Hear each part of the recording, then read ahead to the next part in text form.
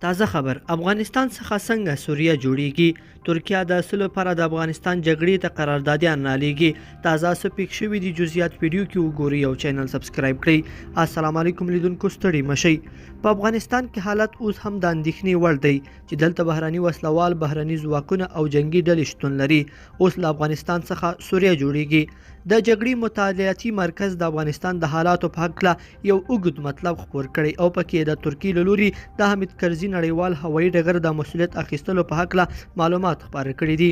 ISW په خپل تازه دی مطلب کې ویلي چې د ترکیې له لوري د دې مسؤلیت په درشل کې دی هیواد په سوریه کې له سوریایي جګړهمارو قراردادیانو سره خبرې کړي دي او افغانستان ته به دغه جګړهماران را انتقال کړي.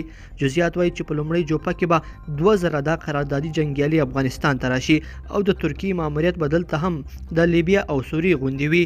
ترکیې له سوریایي پوځ سره خبرې پیل کړي او جنګیالي ترې غواړي چې د هر جنګیالي به 3000 امریکایي ډالر تنخوا وي او کوښښ کیږي چې تر سپټمبر میاشتې پورې دا ځواکونه اماده کړي.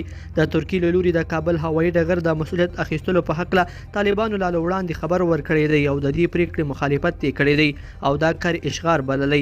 هغوی ویلي له سپټمبر میاشتې وروسته د هیڅ یو بهرني هیواد پوځي حضور ته اجازه نشته ده او دوی به یې پر وړاندې ودرېږي. او د ترکیې ولسمشر رجب طیب اردوغان بیا تېره ورځ په خپلو خبرو کې طالبانو ته په اشغالګرو وویل او زیاته یې کړه چې د افغانستان اشغال د طالبان د پای ټکی کېږدي او وسلې د پر ځمکه وغورځوي.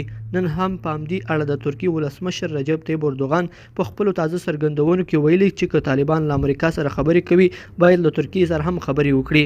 د ټولو امریکایي او ناټو ځواکونو وتلو وروسته داسې اندېښنې وي چې د کابل هوایي ډګر امنیت به خراب او ښایي ډیری بهرني ډیپلوماتان له افغانستان څخه سفر ته د سفر کولو ډډه وکړي.